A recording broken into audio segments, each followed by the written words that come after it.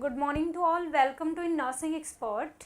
Today we will talk about enuresis and पीका. ठीक है, तो बच्चों फटाफट एक बार ज्वाइन करो. पीडियाट्रिक का टॉपिक है हमारा. लास्ट हमने क्या किया था, बिहेवियरल डिसऑर्डर हम कर रहे थे, उसी में हम आज कंटिन्यू करेंगे. लास्ट जो हमने किए थे बिहेवियरल डिसऑर्डर वो हमने किए थे. टेम्पर टेंट्रम हमने किया था. बर्थ होल्डिंग स्पेल हमने किया था. ओके जो आज हम कर रहे हैं अभी वो हम क्या कर रहे हैं, काफ़ी इजी और काफ़ी इम्पोर्टेंट टॉपिक है. एन्यूरेसिस हम करेंगे, ठीक है, और पीका हम करेंगे. कुछ और भी हैं, अगर टाइम बचा तो हम वो भी करेंगे. काफ़ी छोटे छोटे टॉपिक हैं, तो फटाफट एक बार ज्वाइन कर लो बच्चों. फटाफट ज्वाइन करो, फिर आगे करेंगे.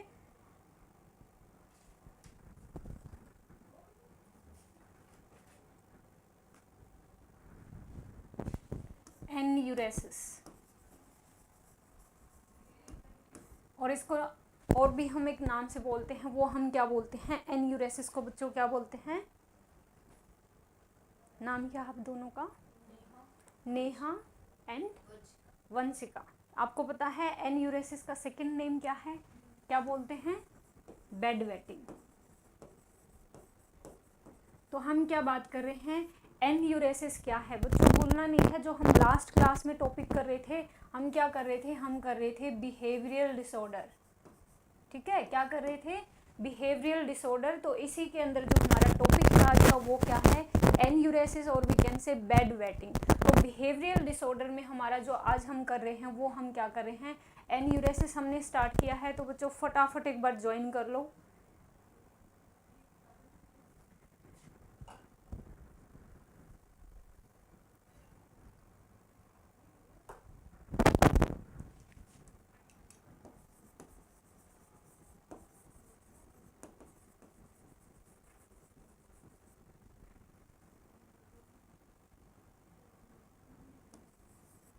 वंशिका और नेहा.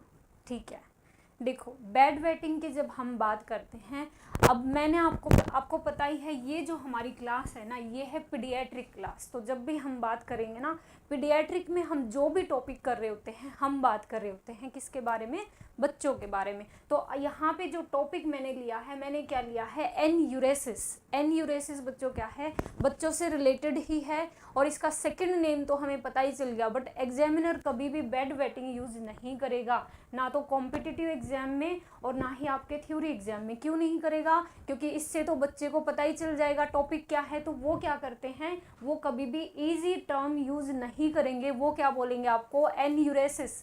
अब प्रॉब्लम क्या होती है, यहाँ पे एक वर्ड और होता है एन्यूरेसिस जैसा ही, उसको हम क्या बोलते हैं, एंकोपोरेसिस. क्या बोलते हैं बच्चों, एंकोपोरेसिस. जब एंकोपोरेसिस की हम बात करेंगे तो एंकोपोरेसिस और एन्यूरेसिस में डिफरेंस क्या है बच्चों, यहाँ पे बच्चे कंफ्यूज होते हैं. काफ़ी बच्चे क्या करते हैं कि एंकोपोरेसिस में एन्यूरेसिस लिख देते हैं और एन्यूरेसिस में एंकोपोरेसिस लिख देते हैं. डिफरेंस क्या है इसमें, एन्यूरेसिस का मतलब है बेड वेटिंग, और अगर हम बात करें तो यहाँ पे हम बोलते हैं इनवॉलेंट्री पास आउट हो जाता है यूरिन, और यहाँ पे हम बोल सकते हैं involuntary pass out of faeces, और वी कैन से फीकस. ठीक है, तो ये आपको थोड़ा ध्यान रखना है कि मैम यहाँ पे क्या बात करी है, एन्यूरेसिस की बात कर रहे हैं, ना कि एंकोपोरेसिस. ये हम नेक्स्ट टॉपिक करेंगे. तो अभी मैं बात कर रही हूँ एंकोपोरेसिस. अब इसका हमें पता चल गया कि इसको हम क्या बोलते हैं, इनवॉलेंट्री पास आउट. इनवॉलेंट्री मतलब क्या होता है नेहा, इनवॉलेंट्री जो हमारे कंट्रोल में नहीं है, और वॉलेंट्री जो हमारे कंट्रोल में है. For example Premita, very good morning. हम क्या बात कर रहे हैं कि अगर हमारी हार्ट बीट की हम बात करें, हमारा हार्ट जो पंपिंग कर रहा है, तो आप मुझे बताओगे कि या वॉलेंट्री है वो या इनवॉलेंट्री है. इनवॉलेंट्री है. क्यों है वो इनवॉलेंट्री, क्योंकि अगर मैं नहीं चाहती कि मेरा हार्ट बीट करे तो भी वो बीट करेगा, तो भी वो पंपिंग करेगा. बट अगर मैं बात कर रही हूँ राइटिंग की, ये मूवमेंट तो हो रही है ना, तो क्या जो राइटिंग है वो मेरी इनवॉलेंट्री है कि वॉलेंट्री है बच्चों, क्या है, वॉलेंट्री. क्योंकि राइटिंग जो है वो मेरे कंट्रोल में है, मैं क्या लिख रही हूँ. बट जो मेरी हार्ट बीट जो पंप कर रहा है हार्ट, वो कंट्रोल में नहीं है. प्रेमिता, अभी क्लास स्टार्ट हुई है और हमारा टॉपिक क्या है, हमारा टॉपिक है एनयूरेसिस। कल की जो क्लास थी हमारी बिहेवियरल डिसऑर्डर, उसी में हम नेक्स्ट टॉपिक कर रहे हैं एनयूरेसिस। ठीक है, तो हमें पता चल गया कि इनवॉलेंट्री का मतलब क्या होता है, जो हमारे कंट्रोल में नहीं है। तो यहाँ पे यूरिन पास आउट, तो हम वैसे तो अगर यूरिन पास आउट की बात करें ना तो वो वॉलेंट्री है, इनवॉलेंट्री नहीं है। बट इनवॉलेंट्री अगर मैं बात कर रही हूँ तो ये हम किस में कंसीडर करेंगे बच्चों, एबनॉर्मल में कंसीडर करेंगे। बट आप बोलोगे कि मैम बच्चे तो बेड वेटिंग करते ही हैं, तो आप एबनॉर्मल में क्यों कर रहे हो। तो अब आपको बात समझनी है, मैं एबनॉर्मल में क्यों कर रही हूँ, क्योंकि एनयूरेसिस हम कब बोलेंगे, अगर 4 to 5 ईयर के बाद भी ये बच्चा क्या कर रहा है, बेड वेटिंग अगर कर रहा है, उसको हम बोलेंगे एनयूरेसिस। अगर आप बोल रहे हो कोई न्यूबॉर्न है, अंशिका, वंशिका, न्यूबॉर्न किसको बोलते हैं, क्या एज लेंगे, अप टू 28 डेज, है ना। तो अगर अप टू 28 डेज तक का बेबी है, या यहाँ पे मैं इन्फेंट बात कर रही हूँ, अगर ये बच्चा बेड वेटिंग कर रहा है तो क्या आप एनयूरेसिस बोलोगे बच्चों, नहीं बोलेंगे। क्यों, क्योंकि अभी जो ये बेबी है ना, ये लर्निंग फेज में है, ये अपना जो ब्लैडर है वो कंट्रोल करना सीख रहा है, इसको हमने टॉयलेट ट्रेनिंग नहीं दी है अभी, तो इसको हम बच्चों एनयूरेसिस में कंसीडर नहीं करेंगे। मैं आपको क्या बता रही हूँ कि बच्चे तो बेड वेटिंग करते ही हैं, बट यहाँ पे हम बात कर रहे हैं कि बेड वेटिंग अगर वो 4 से 5 ईयर के बाद भी कर रहे हैं, उसको हम कंसीडर करेंगे एबनॉर्मल में, और वो हमारा उसी जो टर्म है उसको हम बोल देंगे एनयूरेसिस। ठीक है, तो हम क्या बोल सकते हैं, involuntary pass out of urine we can say is known as enuresis. ठीक है, और आपको याद रखना है, अगर आपने ये नहीं लिखा साथ में तो आपकी वो डेफिनेशन या जो भी आप बता रहे हो वो प्रॉपर नहीं होगा। तो आपको साथ में क्या बताना है, after the age of we can say 4 और 5 ईयर ऑफ एज। ठीक है, अबो 4 और 5, मतलब अगर बेबी बेड वेटिंग कर रहा है, ठीक है, अप टू 28 डेज हम बोलेंगे नियोनेट। ठीक है, तो हम क्या बात कर रहे हैं, हमें एनयूरेसिस समझ आ गया कि क्या है, समझ आ गया बच्चों। अब हम बात कर रहे हैं कि एनयूरेसिस हमें पता तो चल गया क्या है, बट ये होगा क्यों, क्या क्या इसके रीजन हो सकते हैं। क्योंकि अगर बेबी जो है वो न्यूबॉर्न बेबी है, वो कर रहा है, हमें पता है क्यों कर रहा है, बट अगर ये बच्चा 4 से 5 ईयर के बाद भी बेड वेटिंग कर रहा है, तो आपके अकॉर्डिंग आप मुझे एक बार बताओगे क्या क्या इसके कॉजेज हो सकते हैं, क्या कॉजेज हो सकते हैं बच्चों, सोचो एक बार। देखो, अगर इसके नाम में ही छुपा हुआ है यूरेसिस, यूरेसिस से आप याद रख लेना यूरिन की कुछ बात हो रही है यहाँ पे। ठीक है, तो यहाँ पे क्या हो रहा है, इनवॉलेंट्री पास आउट हो रहा है यूरिन का, ये आपको याद रखना है। अब हम बात कर रहे हैं कोजेज की, तो कोजेज आप मुझे बताओगे कि क्या क्या कोजेज हो सकते हैं, मैं आपको बताऊंगी, बट आप थोड़ा अपना सोचो क्या कोजेज हो सकते हैं आपके अकॉर्डिंग। बेड वेटिंग इसी को बोलते हैं मैम, हाँ जी इसी को बोलते हैं।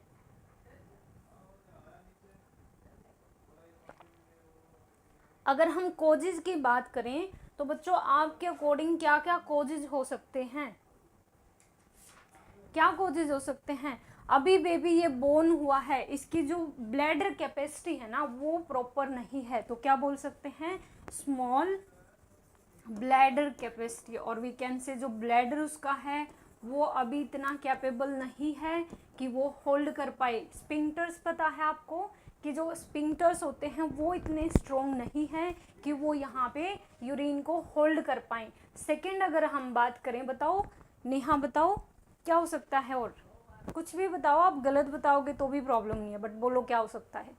या एनयूरेसिस, बच्चा बेड वेटिंग कर रहा है, 4 से 5 ईयर की उसकी एज है, तो यहाँ पे उसके क्या क्या कोजेज हो सकते हैं। चलो हमने मान लिया उसका ब्लैडर अभी मैच्योर नहीं है, इस वजह से हो सकता है, और क्या हो सकता है, सोच के बताओ क्या हो सकता है।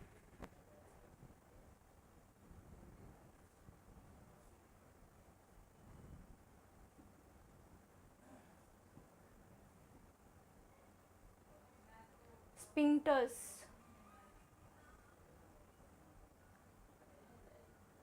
हाँ जी स्पिंक्टर्स होते हैं। स्पिंक्टर्स का काम क्या होता है वो मैं अभी बताती हूँ, बट कोजेज क्या होते हैं एक बार मुझे बताओ, थोड़ा आइडिया दो, आपको क्या क्या पता है कि बेड वेटिंग जो है उसके क्या क्या कोजेज हो सकते हैं। प्रेमिता,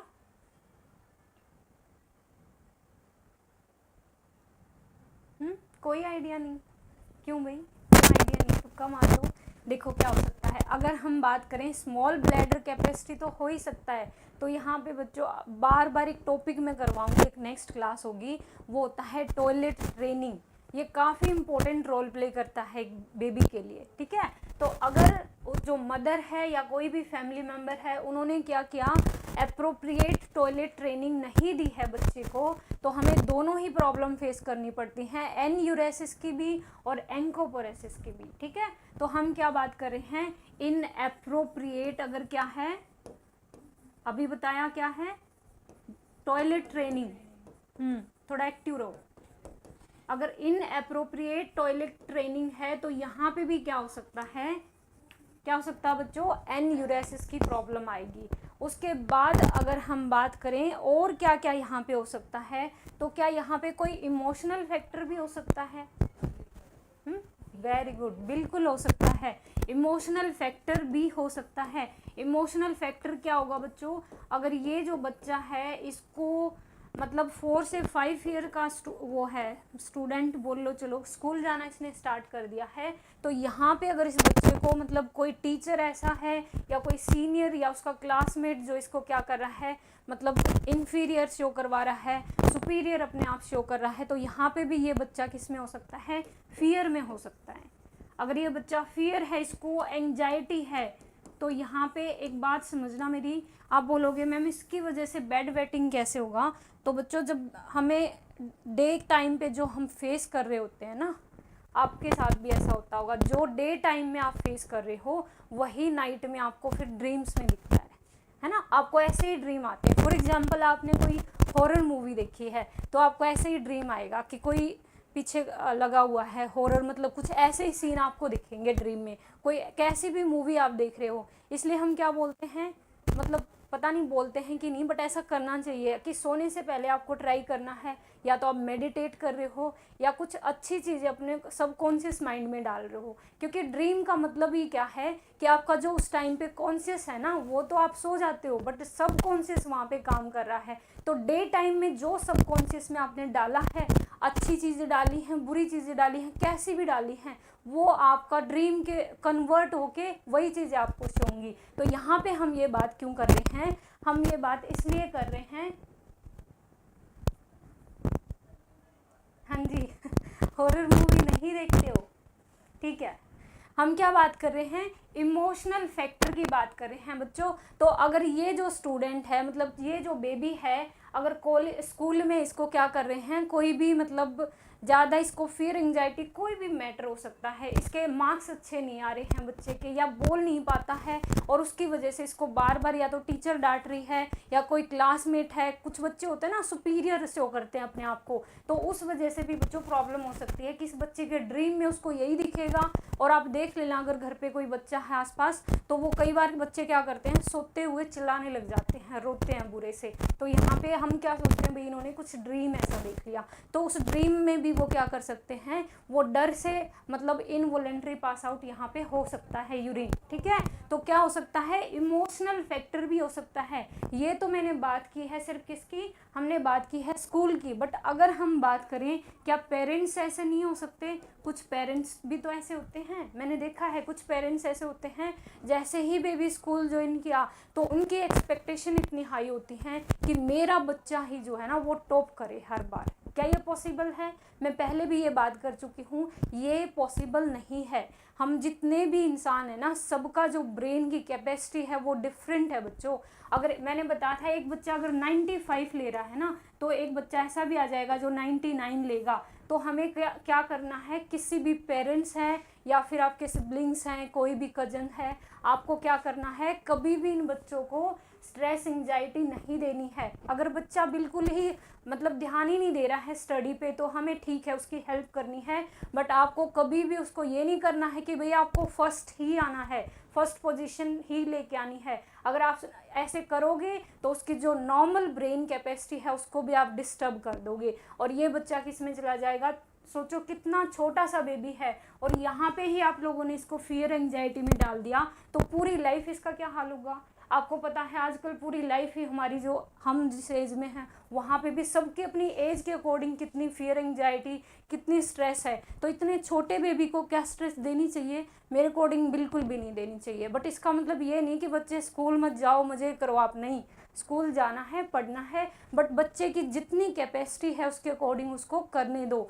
इतनी एक्सपेक्टेशन मत रखो कि हमारा बच्चा ही हर बार टॉप करे, ठीक है, क्योंकि ऐसा नहीं हो सकता। क्लास में एक टॉपर होगा, चलो 2 भी एक साथ हो सकते हैं, बट सब टॉपर बच्चों नहीं हो सकते। तो यहाँ पे पॉइंट क्या है कि इमोशनल फैक्टर सिर्फ स्कूल का या बाहर वाले लोग नहीं हैं, यहाँ पे पेरेंट्स भी हो सकते हैं, जो भी गार्डियंस हैं, जो भी केयर कर रहे हैं वो भी हो सकते हैं।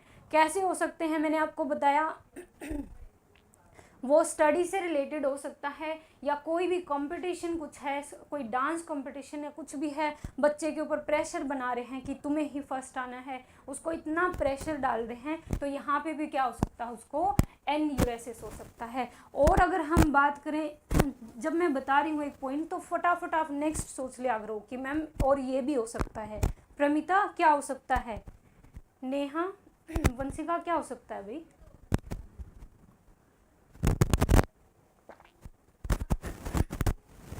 और क्या हो सकता है? क्या कोई न्यूरोलॉजिकल डिसऑर्डर की वजह से ऐसा हो सकता है? बिल्कुल हो सकता है ना, क्योंकि हमारा जो ब्रेन है वही तो कंट्रोल कर रहा है। अगर आपको नहीं पता तो मैं बता देती हूँ, जो भी हमारी लाइक यूरिन पास आउट कर रहे हैं, स्टूल पास आउट कर रहे हैं, जो आपने एनाटमी पढ़ी, जो हमारे स्पिंक्टर्स हैं, वो कंट्रोल कहाँ से होते हैं? हमारे कहाँ से होते हैं बच्चों कंट्रोल? वो ब्रेन से ही कंट्रोल होते हैं।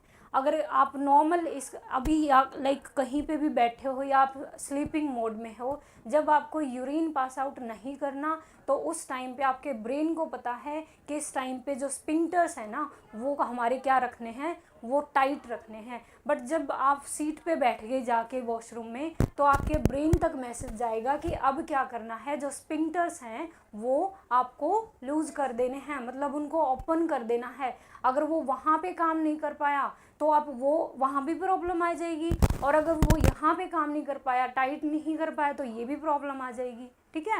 पैरालिसिस में क्या होता है, यही तो प्रॉब्लम होती है कि हमारी जो नर्व डैमेज हो जाते हैं तो ब्रेन तक मैसेज नहीं जा पाता है।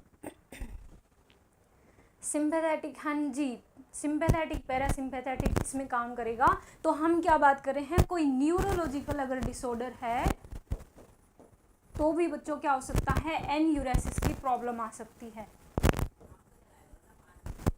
ठीक है, आ सकती है, बिल्कुल आ सकती है न्यूरोलॉजिकल, क्योंकि ब्रेन ही हमारा पूरा जो कंट्रोल कर रहा है। और अगर हम बात करें और क्या हो सकता है बच्चों, हमने बात की ब्लैडर कैपेसिटी कम है बच्चे की, इनएप्रोप्रिएट टॉयलेट ट्रेनिंग उसको दी गई है। इमोशनल फैक्टर हो सकता है कि पेरेंट्स ज़्यादा डोमिनेट कर रहे हैं और क्या कर रहे हैं, कोई क्लासमेट है, टीचर है, कोई भी रीज़न हो सकता है कि उस बच्चे के अंदर क्या है, फियर एंजाइटी है। और यहाँ पे एक और हमारा मतलब पॉइंट रहता है, वो अगर हम बात करें तो क्या है कि जो बच्चा जो वॉशरूम यूज कर रहा है ना, उसमें ही प्रॉब्लम है। क्या प्रॉब्लम हो सकती है? वेस्टर्न नहीं है वो, या इंडियन नहीं है, क्या प्रॉब्लम हो सकती है बच्चों?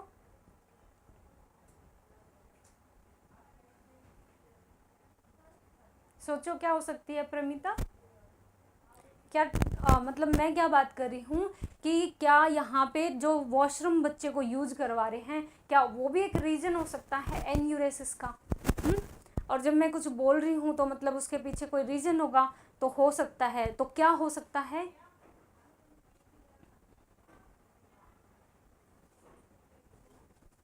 क्या हो सकता है बच्चों?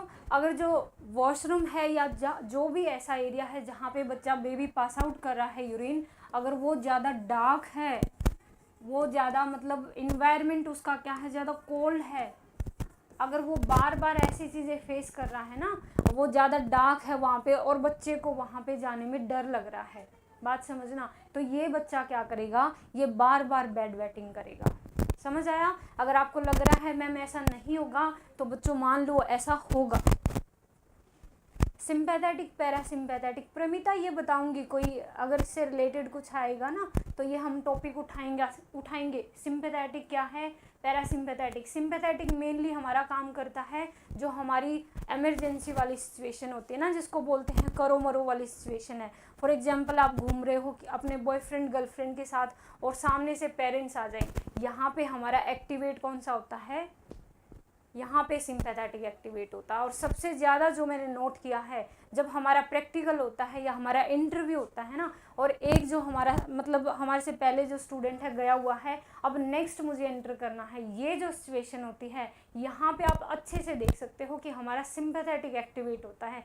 और सिंपैथेटिक बच्चों एक्टिवेट, ये जो मैं एग्जांपल दे रही हूँ ये मैं क्यों दे रही हूँ कि आप उसको फील करो कि अगर ऐसा कुछ हो जाए, आपके पेरेंट्स ने ये देख लिया जो चीज़ आप नहीं चाहते उनके सामने आए, तो आप सोचो क्या होता है उस टाइम पे, आपकी हार्ट बीट फास्ट हो जाती है ना, रेस्पिरेशन भी चेंज हो जाता है। तो ये क्या हो रहा है, ये अगर साइंटिफिक बात करें तो क्या हो रहा है, यही सिंपैथेटिक एक्टिवेट हो रहा है।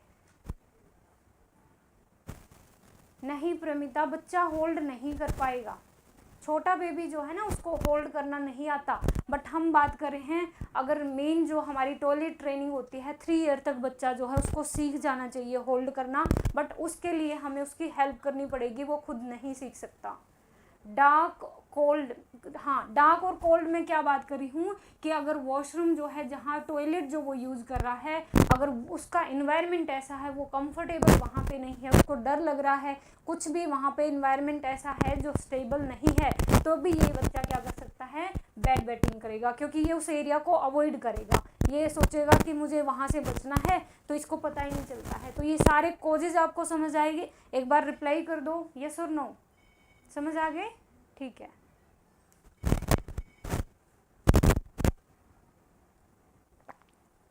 अब हम बात करें कि जो एन्यूरेसिस है उसके टाइप क्या होते हैं बच्चों।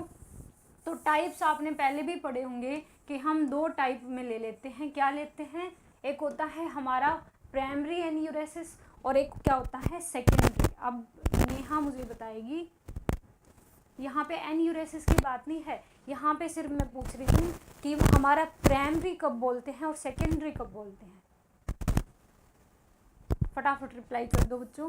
प्राइमरी जब हम बात करते हैं तो हम क्या बात करते हैं, और सेकेंडरी जब बात कर रहे हैं तो हम किस बारे में बात कर रहे हैं। चलो यहाँ तो एन्यूरेसिस की बात हो रही है, बट इनका मतलब क्या होता है,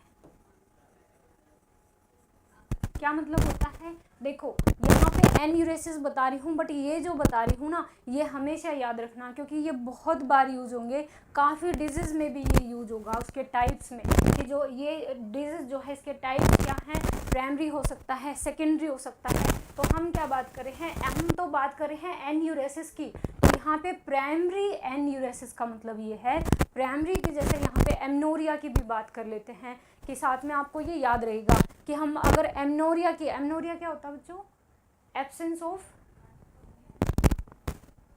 एमनोरिया एब्सेंस ऑफ मेंस्ट्रुएशन, ठीक है। फीमेल में अगर मेंस्ट्रुएशन एब्सेंस है उसको हम क्या बोलते हैं, एमनोरिया। तो वहाँ पे भी आप यही टाइप पढ़ोगे, ये जस्ट एग्जांपल दे रही हूँ, ये आप बहुत बार पढ़ोगे, प्राइमरी यानी आप एमनोरिया पढ़ोगे, सेकेंडरी। तो यहाँ पे अगर मैं बताऊँ प्राइमरी का मतलब क्या है, कि ये जो बच्चा था इसने अपना जो होल्ड करना सीख लिया था, ब्लैडर जो था वो होल्ड करना ये सीख गया था, बट उसके बाद प्रॉब्लम आ रही है।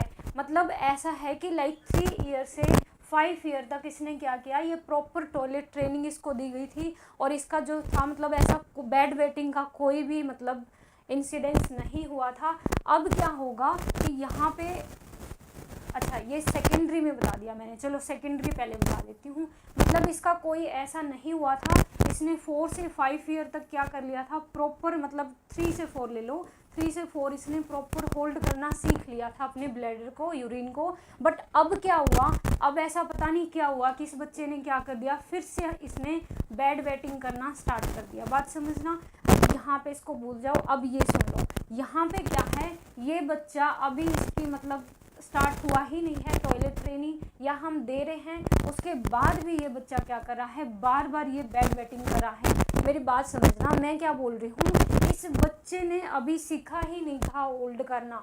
यहाँ पे मतलब हम जस्ट ट्राई कर रहे हैं कि वो अब ट्राई करे होल्ड करने की यूरिन को, अपने स्पिंक्टर्स जो हैं उनको मतलब टाइट रखे, बट हम इस यहाँ पे नहीं कर पा रहे हैं। ठीक है, अनेबल टू कंट्रोल है तो हम नहीं कर पा रहे हैं, तो ये हमारा है प्राइमरी।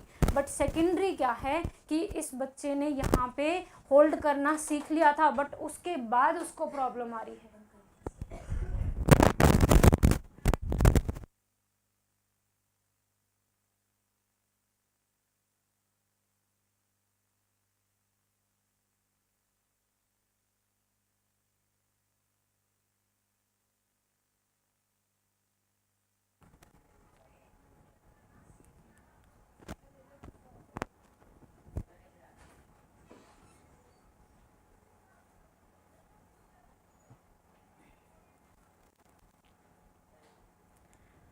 प्रमिता क्या बोल रहे हो? प्राइमरी में बेबी यूरिन पास कर देता है पेरेंट्स को? नहीं प्रमिता, एक बार ध्यान से सुन लेना अभी क्या है प्राइमरी और सेकेंडरी क्या है।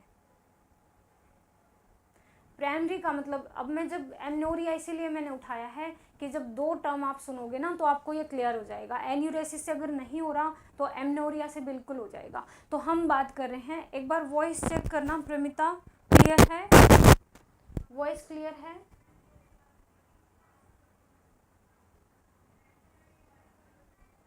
देखो हम बात कर रहे हैं कि प्राइमरी अभी इस बच्चे ने होल्ड करना सीखा ही नहीं है।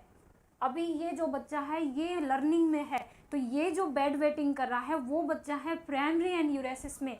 सेकेंडरी एन्यूरेसिस क्या है कि एक बार ये बच्चा होल्ड करना इसने सीख लिया था, बट सेकेंड टाइम इसको प्रॉब्लम आ रही है। मतलब आपको याद रखना है कि एक बार ऐसा हो चुका है कि वो प्रॉपर ट्रेंड हो गया था, बट कुछ सेकेंड टाइम ऐसा हो रहा है कि अब ये बेड वेटिंग कर रहा है। तो यहाँ पे रीज़न क्या हो सकता है कि यहाँ पे भी तो सेम ही रीज़न होंगे। हो सकता है अब इसको कोई स्कूल में कुछ ऐसा कर रहा है, या इसके पेरेंट्स या कोई भी इसका फ्रेंड है वो इसको डोमिनेट कर रहा है ज़्यादा, है ना, या कोई भी ऐसा रीज़न है, इसको ड्रीम कोई ऐसा आया कुछ, या फिर इसको न्यूरोलॉजिकल प्रॉब्लम कुछ ऐसी हुई, तो यहाँ पे अब क्या हो गया, इसकी जो होल्डिंग वाली प्रोसेस थी वो डिस्टर्ब हो गई। समझ आया? Clear voice? ओके। अब नेक्स्ट अगर हम बात करें, मैं क्या बात करी थी, एमनोरिया। बच्चों यहाँ पे एमनोरिया का कोई रोल नहीं है न्यूरेसिस में। मैं सिर्फ क्यों बता रही हूँ कि आपको ये टाइप जो है ना ये एक बार माइंड में क्लियर हो जाए कि प्राइमरी का मतलब क्या है और सेकेंडरी। तो एमनोरिया मैंने क्या बताया, एब्सेंस ऑफ मेंस्ट्रुएशन। तो हम बात करें हैं एक फीमेल का जो मेंस्ट्रुएशन स्टार्ट होता है वो हम टाइम ले लेते हैं 12 से 13 ईयर। ठीक है, कि इस फीमेल का जो मेंस्ट्रुएशन है वो स्टार्ट हो गया है। अब क्या हुआ है 16, जब ये 16 to 18 ईयर पे है, यहाँ पे क्या हुआ, अब इसका मेंस्ट्रुएशन जो है वो स्किप हो गया है। 2 से 3 मंथ इसका मेंस्ट्रुएशन क्या हो गया बच्चों, स्किप हो गया। तो ये जो था ना, यहाँ जब तक ये नहीं हुआ है, उसको जब तक मेंस्ट्रुएशन स्टार्ट नहीं हुआ है, ये हमारा है प्राइमरी एमनोरिया। बट जब उसका हो चुका था, अब 16-18 में उसको कुछ हार्मोनल चेंजेस हो रहे हैं, कुछ डिस्टरबेंस आ रही है, इसकी वजह से उसका क्या हो गया है, मेंस्ट्रुएशन स्किप हो गया है। ठीक है, तो ये हमारा क्या है, ये है सेकेंडरी एमनोरिया। बात समझ आई? अगर प्राइमरी है तो मतलब डायरेक्ट जहाँ पे वो स्टार्ट होना चाहिए वो हम नहीं कर पा रहे हैं। एक फीमेल है वो 14 या 15, चलो कुछ फीमेल होती हैं 15-16 पे भी नहीं हो पाता, उनको हार्मोन देने पड़ते हैं, स्टार्ट ही नहीं हुआ उनका मेंस्ट्रुएशन, तो ये इस फीमेल को हम बोलेंगे प्राइमरी एमनोरिया की फीमेल है। बट एक फीमेल है जो उसका नॉर्मल स्टार्ट हो गया था और यहाँ पे 16-18 पे कुछ हार्मोनल चेंजेस हुए और अब उसका मेंस्ट्रुएशन स्किप हो रहा है, तो ये हमारा किस में आ जाएगा, ये आएगा सेकेंडरी में। अब एक बार बता दो, समझ आ गया आपको? ठीक है, तो हमें पता चल गया कि प्राइमरी सेकेंडरी क्या होता है, एन्यूरेसिस, और इसका मतलब क्या होता है, कैसे होता है। कोजेज बच्चों सेम रहेंगे जो मैंने ऊपर बता दिए। अब हम बात कर लेते हैं कि जो एन्यूरेसिस है उसको हमें कैसे, पहले तो डायग्नोज करने की तो आई थिंक इसमें कोई रिक्वायरमेंट ही नहीं है, कि है डायग्नोज करने की रिक्वायरमेंट है, बताना एक बार। बेड वेटिंग है, देख सकते हैं ना हम। डायग्नोज में हम क्या करते हैं, डिजीज़ का पता लगाने के लिए हम क्या क्या करते हैं, टेस्ट करते हैं। तो क्या एन्यूरेसिस में कोई टेस्ट करने की ज़रूरत है? नहीं है, क्योंकि बेड वेटिंग तो हमारे सामने है, हम देख सकते हैं। बट हाँ, यहाँ पे हम क्या कर सकते हैं, हम हिस्ट्री कलेक्शन, आपने पढ़ा होगा फर्स्ट ईयर में कि हमेशा हम क्या करते हैं, कोई भी अगर टॉपिक है मतलब कोई डिजीज़ है तो हम क्या करेंगे, सबसे पहले हिस्ट्री कलेक्शन हम करते हैं। फिजिकल एग्जामिनेशन भी करते हैं, बट यहाँ पे इतना रोल उसका नहीं होगा। तो हमें क्या करना है, हिस्ट्री कलेक्शन। अब हिस्ट्री कलेक्शन में क्या करेंगे, एक बार बताओ मुझे, क्या हिस्ट्री कलेक्शन यहाँ पे कुछ मतलब हमारे लिए बेनिफिट करेगा? क्या फ़ायदा होगा अगर हिस्ट्री कलेक्शन हम कर रहे हैं? क्या करते हैं हिस्ट्री कलेक्शन में? विजिबल हो गया, हाँ जी, वेरी गुड। हम क्या बात कर रहे हैं, हम बात कर रहे हैं कि डायग्नोज, मतलब क्या हम एन्यूरेसिस में हिस्ट्री कलेक्शन अगर कर रहे हैं तो क्या बेनिफिट है हमारा, क्या चेक करेंगे हम हिस्ट्री कलेक्शन में, क्या चेक कर सकते हैं? फॉर एग्जाम्पल उसकी मतलब पहले कोई सर्जरी हुई है, जैसे ही बोर्न हुआ था, न्यू बोर्न बेबी जब ये था, इसकी कोई सर्जरी हुई थी, हो सकता है कि उसकी सर्जरी जेनाइटल पार्ट की हुई है ना, और उसके ब्लैडर के आसपास की कोई सर्जरी हुई है। तो यहाँ पे ये नहीं हो सकता कि वहाँ कोई डैमेज हो गया वो पार्ट, या उस टाइम पे उसको प्रॉब्लम नहीं आई, अब उसको प्रॉब्लम आ रही है। तो हमें क्या करना है, हिस्ट्री कलेक्शन उसका करना है कि उसकी हिस्ट्री क्या रही है। क्या यहाँ पे जेनेटिक भी हो सकता है? आप मुझे बताओगे, क्या यहाँ पे कोई जेनेटिक भी कुछ हो सकता है? जेनेटिक पता है ना? तो क्या जेनेटिक भी हो सकता है बेड वेटिंग? नहीं हो सकता। इसीलिए मैं क्या बता रही हूँ कि हिस्ट्री कलेक्शन का मतलब सिर्फ ये नहीं है कि हिस्ट्री कलेक्शन रट लिया, यहाँ पे हमें देखना पड़ेगा कौन सी डिजीज़ में कौन सी हिस्ट्री हमारे लिए ज़्यादा मैटर करती है। तो यहाँ पे मैंने क्या बताया, कोई बच्चे को अगर कुछ भी ऐसी हिस्ट्री है, उसकी कोई सर्जरी हुई है तो वो हम चेक कर लेंगे। फिजिकल एग्जामिनेशन में हम क्या करेंगे, इतना यहाँ पे कुछ ज़्यादा ये रोल प्ले नहीं करेगा। तो मेन अब हम बात करें तो हम बात करेंगे बच्चों मैनेजमेंट की, है ना, मैनेजमेंट की। ये तो हमें पता लगाना ही है कि कोई मतलब न्यूरोजेनिक उसको डिजीज ना हो, या रीनल से रिलेटेड कोई, ब्लैडर से रिलेटेड कोई प्रॉब्लम उसको ना हो। और अगर हम बात करें तो यहाँ पे हम क्या कर सकते हैं, हाँ एक और हम कर सकते हैं, यहाँ पे इन्वायरमेंट की हमने बात की थी ना, तो इन्वायरमेंट भी हमें प्रॉपर चेक करना है कि जो बच्चा है वो कैसे इन्वायरमेंट, उसका स्कूल इन्वायरमेंट क्या है और उसका होम इन्वायरमेंट क्या है, और जहाँ पे भी जो भी मतलब टॉयलेट वगैरह हैं वो कैसे हैं। अब मैनेजमेंट की बात कर लेते हैं कि मैनेजमेंट अगर हम दे रहे हैं एन्यूरेसिस को, तो यहाँ पे आप लोग मुझे बताओगे एक बार क्या क्या मैनेजमेंट मेन रहेगा इसका। ड्रग मैं बताऊंगी, बट मेन और क्या क्या मैनेजमेंट रहेगा वो आप मुझे बताओगे। एन्यूरेसिस में जा रहा है, मतलब एन्यूरेसिस है, बेड वेटिंग कर रहा है बेबी बार बार, तो हम मैनेजमेंट क्या करेंगे बच्चों, एक बार फटाफट रिप्लाई कर दो। कोजेज जो ध्यान से सुनता है ना वो मैनेजमेंट फटाफट बता देता है। कोजेज अगर आपने सुने हैं तो मैनेजमेंट भी आप बता दोगे। क्या है, फटाफट एक बार रिप्लाई करो।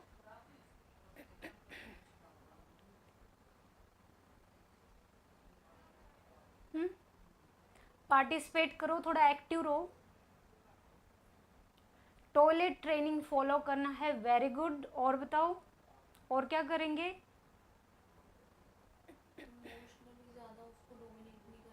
लव और केयर से उसको मतलब ट्रीट करना है। और बताओ, देखो अगर हम बात करें तो यहाँ पे एक तो क्या होना चाहिए, प्रॉपर टॉयलेट ट्रेनिंग इस बच्चे की होनी चाहिए। टॉयलेट ट्रेनिंग अगर प्रॉपर होगी तो यहाँ पे, अब आपको ये नहीं पता कि टॉयलेट ट्रेनिंग क्या है, ये थोड़ा बात कर लेते हैं। यहाँ पे हम क्या करेंगे, एक तो इस बच्चे को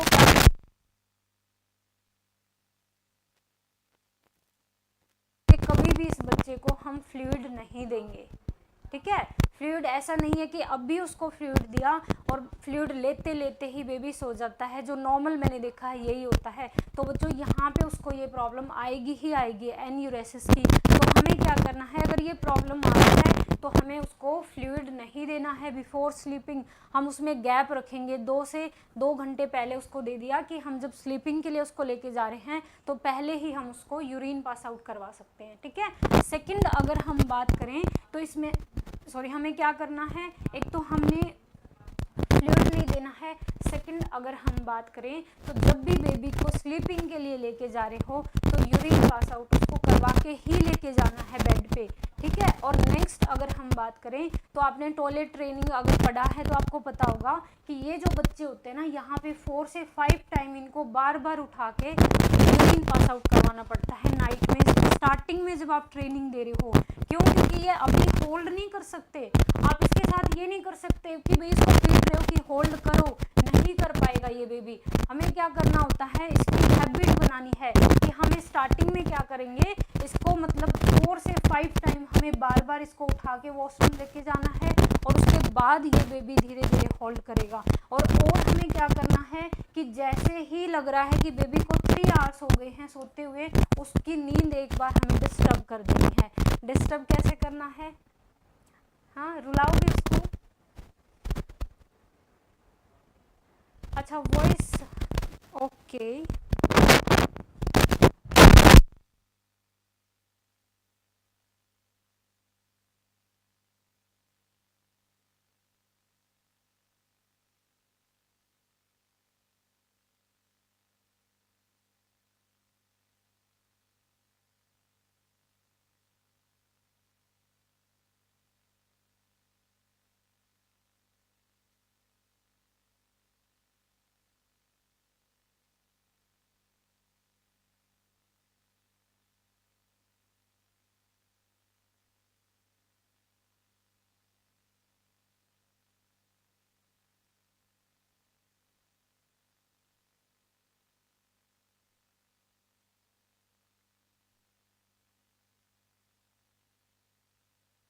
अगर मैं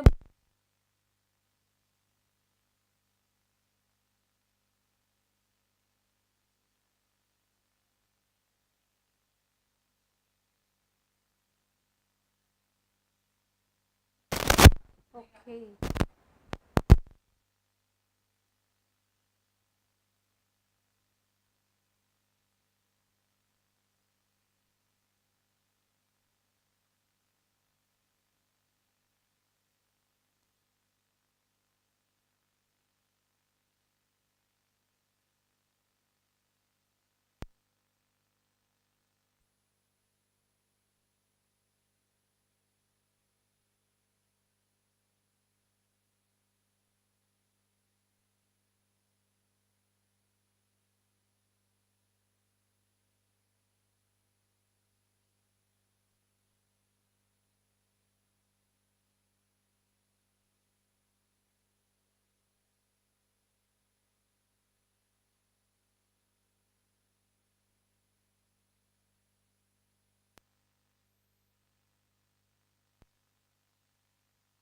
M I audible to all?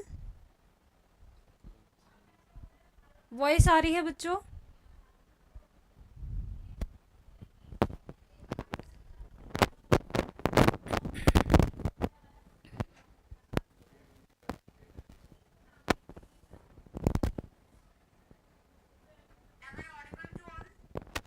ठीक है, ओके।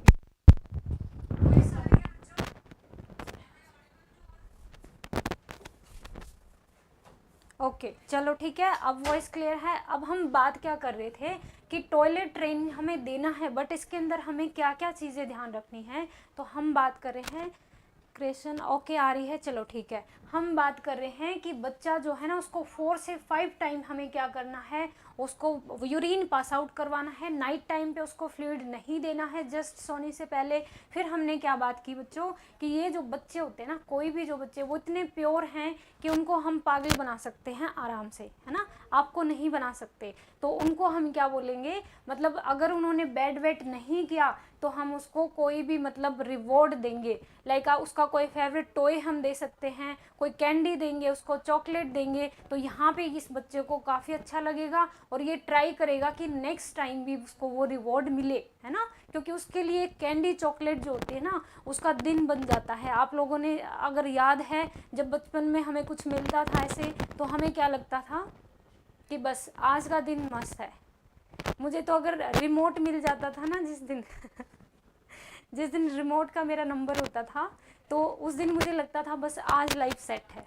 तो बच्चे ऐसे ही होते हैं, वो प्योर होते हैं, उनको कुछ ऐसा मिला तो उस दिन उनको लगेगा भाई आज कितना अच्छा है। तो हमें क्या करना है, अगर उन्होंने बैड वेट नहीं किया तो हम उसको रिवॉर्ड देंगे। अब काफ़ी लोगों को मैंने जो देखा है वो क्या करते हैं, बच्चे ने बैड वेट किया, या तो सिबलिंग्स हैं, अगर वॉइस में फिर से प्रॉब्लम आए तो एक बार बता देना।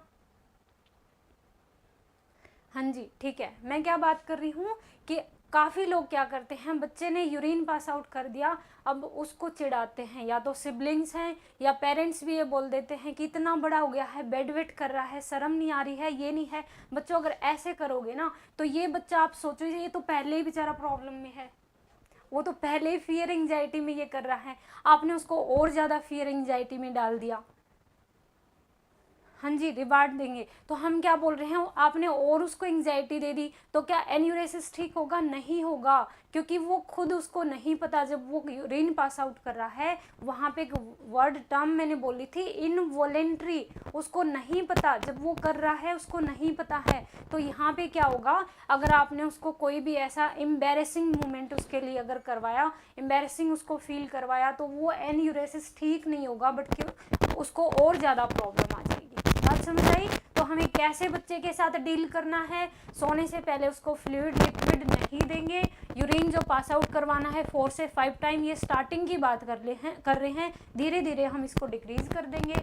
3 बार करवा रहे हैं, 2 बार करवा रहे हैं, फिर 1 बार करवा रहे हैं, उसके बाद बेबी खुद ही बताना स्टार्ट कर देगा, ठीक है, कि मुझे यूरिन जाना है। अब ये हमने कर दिया। और बच्चों हम क्या करेंगे, अगर इससे हम नहीं कर पाए और उसको है कोई न्यूरोलॉजिकल डिसऑर्डर, तो यहाँ पे हमें क्या करना पड़ेगा, यहाँ पे हमें उसको ट्रीटमेंट दिलवाना पड़ेगा। अगर सर्जरी वाला है तो उसकी सर्जरी करवानी पड़ेगी, जो भी प्रॉब्लम है उसको हमें करेक्ट करना पड़ेगा। और अगर हम बात करें यहाँ पे क्या हो सकता है, तो बच्चों यहाँ पे हमें उसको, अगर फियर एंजाइटी और स्ट्रेस है तो उसको हमें क्या देना पड़ेगा, एंटी डिप्रेसेंट हम देंगे। और एंटी डिप्रेसेंट क्या कोई बच्चा बता सकता है? ये कॉम्पिटिटिव एग्जाम में काफ़ी बार क्वेश्चन आता है कि एन्यूरेसिस की ड्रग क्या है। तो मैं आपको ऑप्शन देती हूँ और आप मुझे बताओगे कि आपको कौन सी लग रही है। तो ऑप्शन हमारे हैं, पहले मैं सोच लूँ ऑप्शन क्या है। ओके, ऑप्शन हमारे एस्प्रिन देंगे, और इमिप्रेमिन हम देंगे, और हम देंगे प्रोप्रानोलोल हम देंगे, और हम देंगे डायजेपाम। चलो बच्चों फटाफट मुझे एक बार बता दो कि ये जो है ना एन्यूरेसिस, इसकी ड्रग मैंने बोला ये मैक्सिमम एग्जाम में ये रिपीट होता है क्वेश्चंस, और वैसे भी अगर थ्योरी एग्जाम आप लिखोगे तो यहाँ पे ड्रग आपको लिखनी है एज प्रिस्क्राइब्ड बाय डॉक्टर। तो फटाफट बता दो, बच्चों ने बता दिया है। हमारे सामने जो बच्चे बैठे हैं उनका रिस्पॉन्स मैं वेट कर रही हूँ, क्या है?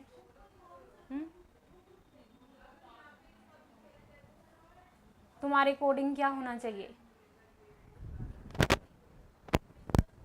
बी, ओके, कोई बात नहीं, बताओ, गलत बताओ, कोई प्रॉब्लम नहीं है। क्या है? एस्प्रिन है, इमिप्रेमिन, प्रोप्रानोल, डायजेपाम। फटाफट बताओ, सारे बच्चे वेट कर रहे हैं फिर। No idea. इमिप्रेमिन, बच्चों ने बता दिया, वेरी गुड बच्चों, इमिप्रेमिन। ये आपको कभी नहीं भूलना है कि जो एन्यूरेसिस में हम ड्रग देंगे ना, ये होती क्या है, ये होती है एंटी डिप्रेसेंट। और उसमें भी अगर बात करें तो ये हमारी साइक्लिक होती है, आई थिंक साइक्लिक होती है, नहीं ए साइक्लिक। तो ये हमारी क्या है, ये है एंटी डिप्रेसेंट। अब ऐसे मत वो करना कि मैम डिप्रेशन में थोड़ी था बच्चा, है ना। ऐसे नहीं करना है। एंटी डिप्रेसेंट है, क्योंकि जो भी फियर, एंजाइटी, इमोशनल जो उसको प्रॉब्लम है ये उसको करेक्ट कर देगी। बात समझ आई? तो हम कौन सी ड्रग देंगे बच्चों? हम मैनेजमेंट ही तो कर रहे थे, तो हम जो कर सकते हैं, जो पेरेंट्स को हम बता सकते हैं वो तो हमने बात कर ली, बट ड्रग भी अगर हम उससे नहीं कर पाए तो हमें ट्रीटमेंट तो देना पड़ेगा ना। तो हम क्या लिख देंगे, क्या लिखेंगे हम? As prescribed by doctor. ठीक है, give imipramine to the baby और to the patient as prescribed by doctor और फिजिशियन, क्योंकि हम कभी भी प्रिस्क्राइब नहीं कर सकते। मैं हर क्लास में आपको बताती हूँ, एक नर्स जो है वो प्रिस्क्राइब नहीं कर सकती, वो दे सकती है, अभी तक तो नहीं कर सकती इंडिया में। ठीक है, तो ये हमें पता चल गया। एक बार रिप्लाई कर दो, टॉपिक सबको समझ आ गया? एन्यूरेसिस फटाफट रिप्लाई कर दो।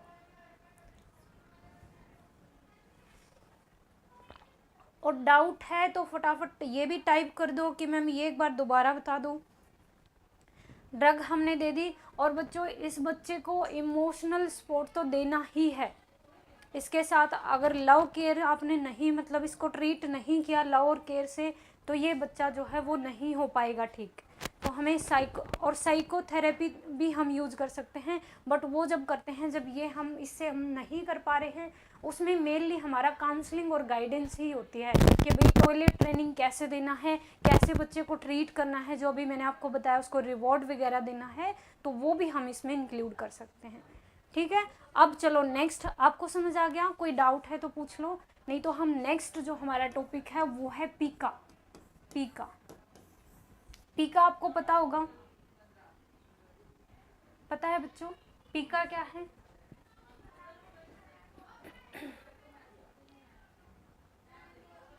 पीका में हम क्या करते हैं, मतलब हम नहीं, पेशेंट करता है पीका में। ये पेशेंट नॉन एडिबल थिंग्स को मतलब इंजेस्ट करता है, और वी कैन से ईट करता है। एक बार बताओ मुझे, पीका आप लोगों को पता है क्या है?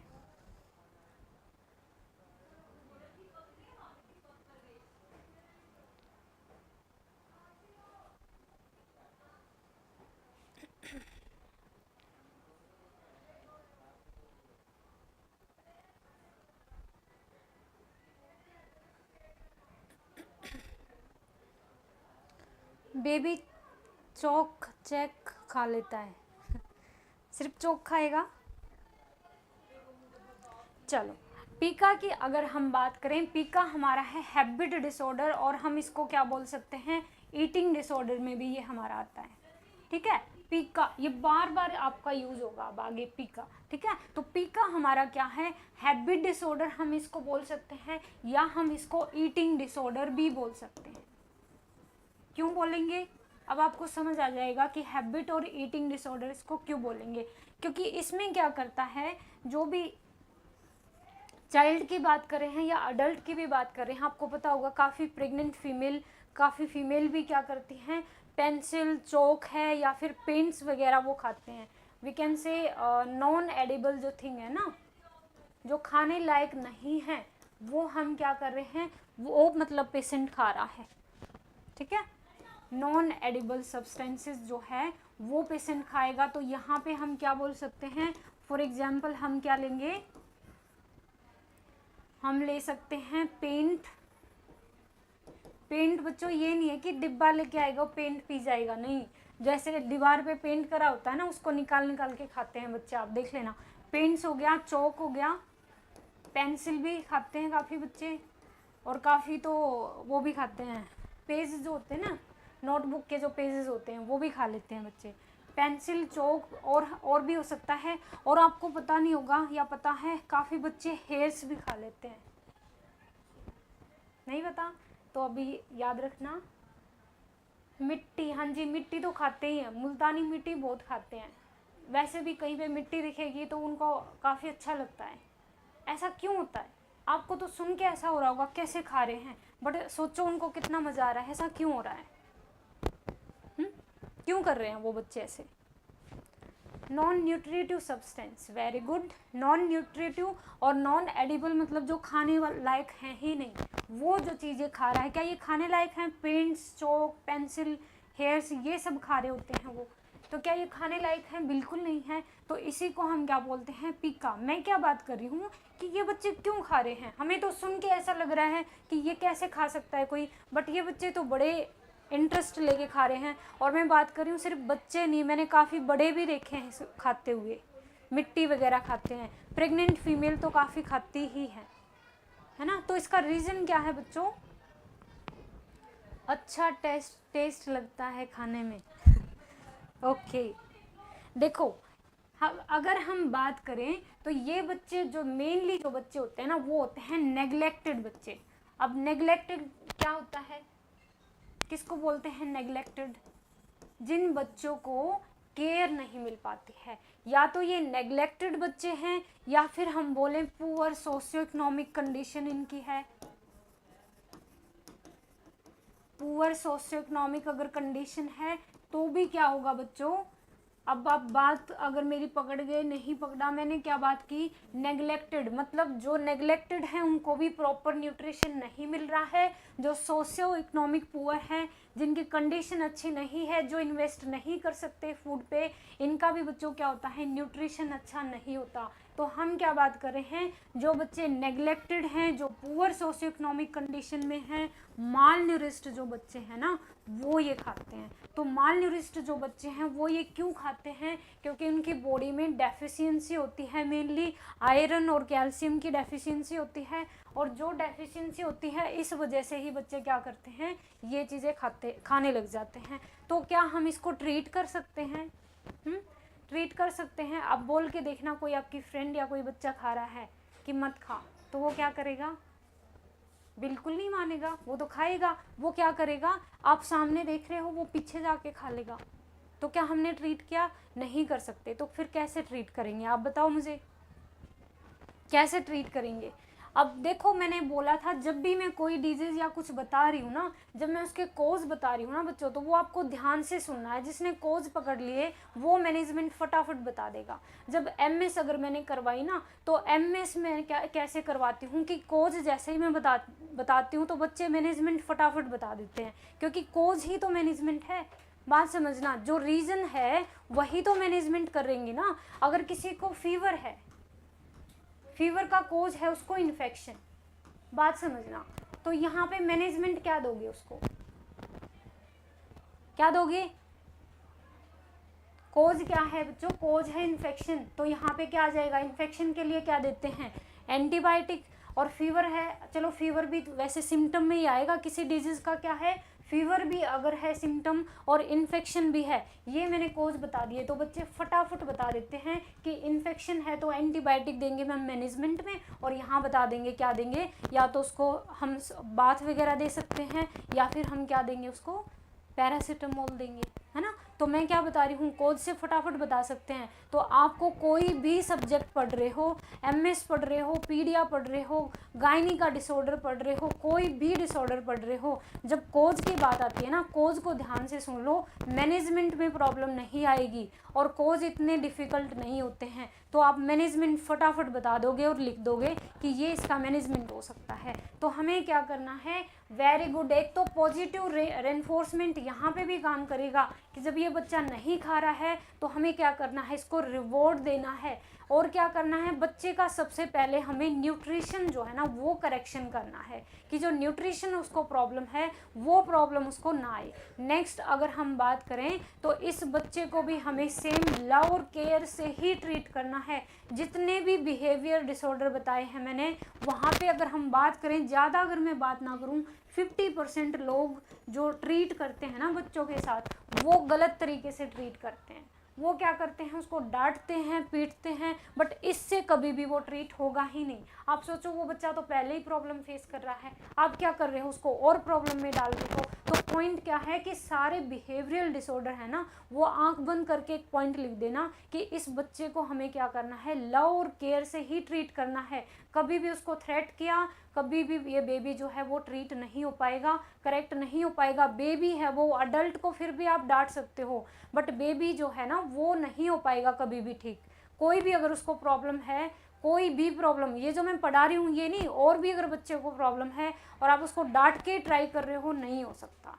वो कैसे होगा, वो लव और केयर से ही। वैसे तो इंसान का, ह्यूमन बीइंग का नेचर ही ये है कि वो लव केयर से ही जल्दी मानता है, बट बच्चा जो है वो तो पूरा ही लव और केयर से ही मानेगा।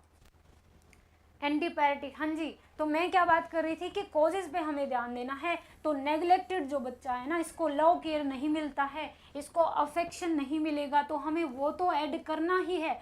प्लस ये बच्चा जो है अगर न्यूट्रिशन ठीक नहीं किया, लव केयर से भी बच्चों काम नहीं चलेगा, न्यूट्रिशन भी हमें इसका करेक्ट करना पड़ेगा, प्लस हमें इसको रिवॉर्ड देना पड़ेगा। जो ये खा रहा है उसके लिए नहीं खा रहा है मतलब, तब इसको रिवॉर्ड देना पड़ेगा। और अगर हम बात करें तो यहाँ पे और क्या दे सकते हैं भाई, फटाफट रिप्लाई कर दो। क्या मैं, ये बच्चा जो है ये पेंट खा रहा है, तो यहाँ पे इस बच्चे को ऑब्जर्वेशन में रखना पड़ेगा, क्योंकि हम ये नहीं कर सकते दीवारें हटा दो भाई पेंट खा रहा है तो नहीं कर सकते ना। बट हाँ, अगर वो चौक पेंसिल खा रहा है तो उसको जब वो काम कर रहा है उसी टाइम पे उसको वो चीज़ें अवेलेबल करवानी है, अदरवाइज उसके आसपास वो नहीं होना चाहिए। ठीक है, मिट्टी खा रहा है, ऑब्जर्वेशन में रखना है, मुल्तानी मिट्टी उसके आसपास नहीं होनी चाहिए। प्लस हमें क्या करना है, और हम क्या कर सकते हैं,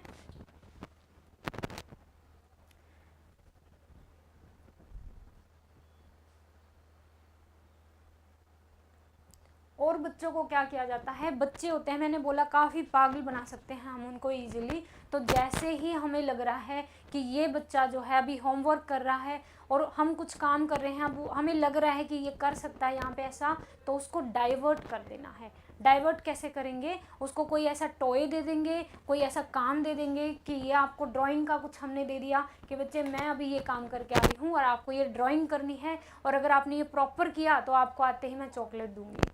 हमने क्या किया, हमने उसका जो माइंड था ना, जो वो डाइवर्ट कर दिया। बच्चे को इतना नहीं होता है, उसको अगर हमने यहाँ पे ये बोल दिया तो उसका फोकस किस पे रहेगा कि मम्मी जब आएगी या मेरी बहन जब आएगी, जो भी उसको दे रहा है टास्क, तब तक मुझे इसको कंप्लीट करना है, मुझे चॉकलेट मिलेगी। तो ये हम क्या करें, उसका माइंड जो है वो डाइवर्ट कर रहे हैं कि वो जो कर रहा था, ये जो मैंने पॉइंट बताया ना, ये बच्चों के काफ़ी ऐसे डिजीज आएंगे जिसमें मैं ये बताऊंगी कि बच्चे का क्या करना है, माइंड को डाइवर्ट कर देना है, वहाँ से डिस्ट्रैक्ट कर देंगे कि वो बच्चा उससे थोड़ा सा मतलब उसका दिमाग चेंज हो जाएगी। ठीक है, समझ आ गया? एक बार फटाफट रिप्लाई कर दो, सबको टॉपिक समझ आ गए, पीका क्या है और हमारा एन्यूरेसिस हमने किया।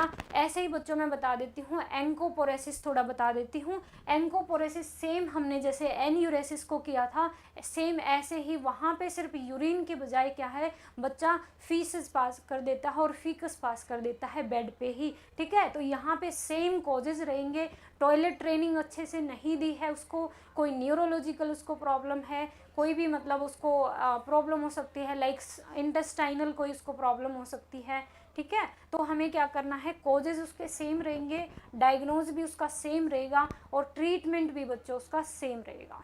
समझ आया? तो ये आपको याद रखना है कि एन्यूरेसिस जस्ट आपको नाम में एक बार याद रखना है। और नाम में मैं अगर बताऊं, यूरेसिस मतलब यूरिन को बता रहा है, तो एन्यूरेसिस हमने याद रख लिया कि एन्यूरेसिस मतलब यूरिन, यूरिन यूरिन यूरेसिस, तो हमें पता चल गया एन्यूरेसिस को तो यूरिन मतलब involuntary pass out of urine. जो नेक्स्ट बचा पोरेसिस, यूरिन से रिलेटेड कोई बात नहीं हो रही वहाँ पे, तो नेक्स्ट जो बचा वो स्टूल से रिलेटेड है। हाँ जी, because pass on bad waiting. Okay, चलो ठीक है। तो आपको याद रखना है एन्यूरेसिस यूरिन, और नेक्स्ट जो बचा वो है स्टूल। तो ये आपको सबको समझ आ गया, एन्यूरेसिस क्या है, एंगोपोरेसिस क्या है और पीका क्या है। और ये मैंने बताया ये काफ़ी इंपॉर्टेंट है ये टॉपिक। ठीक है, इनको मैं बता सकती थी 15 मिनट में भी, बट पूरी क्लास मैंने इसीलिए ली है कि एन्यूरेसिस और पीका ये दोनों ही क्वेश्चंस बार बार रिपीट होते हैं। तो एक बार रिप्लाई कर दो, फिर हम एंड करते हैं क्लास को। कोई डाउट है तो एक बार पूछ लो, अदरवाइज फिर हम क्लास एंड करते हैं।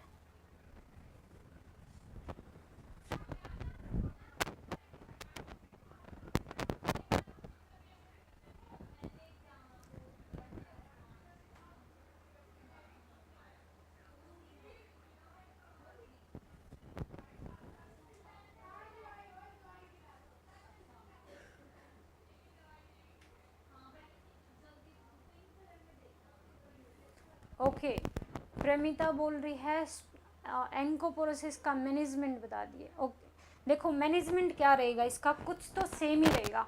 अगर हम बात करें टॉयलेट ट्रेनिंग जो है वो हम पेशेंट को देंगे, मतलब उस बेबी को टॉयलेट ट्रेनिंग देनी है।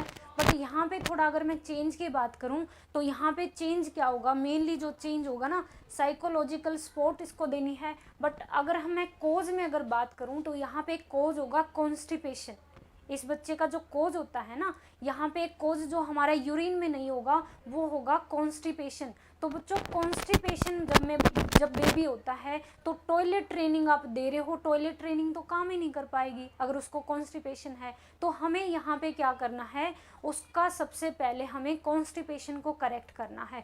अब कॉन्स्टिपेशन को करेक्ट करने के लिए आप डायरेक्ट ड्रग्स पे नहीं जाओगे, आपको सबसे पहले क्या करना है, इस बच्चे को फ्लूइड देना है, प्लस इसको रफेज डाइट देनी है, फ्रूट्स वेजिटेबल्स रो वेजिटेबल्स इसको देनी है, फ्रूट्स इसको देने हैं। अगर आपने क्या कर दिया, इसकी कॉन्स्टिपेशन को आपने ठीक कर दिया तो अब आप इसको टॉयलेट ट्रेनिंग दे सकते हो, और सब जो मैनेजमेंट है वो सेम रहेगा। समझ आया प्रेमिता क्या बोल रही हूँ। अगर एंकोपोरेसिस की मैनेजमेंट की बात करें तो मैंने क्या बताया, कोज में पहले मैंने कोज बताया है, डायरेक्ट मैनेजमेंट नहीं बताया है, क्योंकि मेरी ये बात पकड़ लो कभी प्रॉब्लम नहीं आएगी।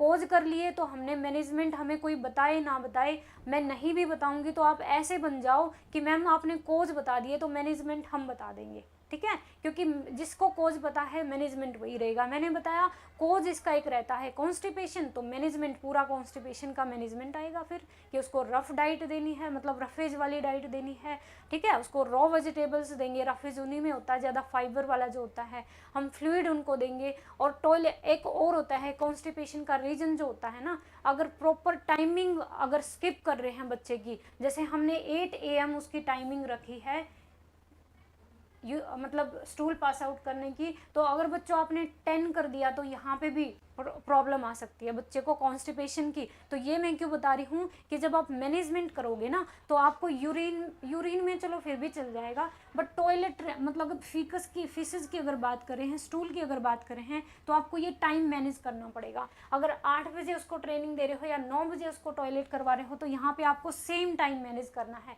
अदरवाइज ये बच्चा फिर से फेस करेगा कॉन्स्टिपेशन को। समझ आया प्रेमिता? समझ गए, वेरी गुड। चलो अब एंड करते हैं, कल करेंगे नेक्स्ट टॉपिक, और 2 बजे आपकी वही क्लास रहेगी गायनी की। तो गायनी में आज हम काफ़ी इम्पोर्टेंट हमने फीटल्स कल किया था, आज हम करेंगे पेल्विस, तो क्लास को अच्छे से देखना उसको भी। चलो अभी हम एंड करते हैं।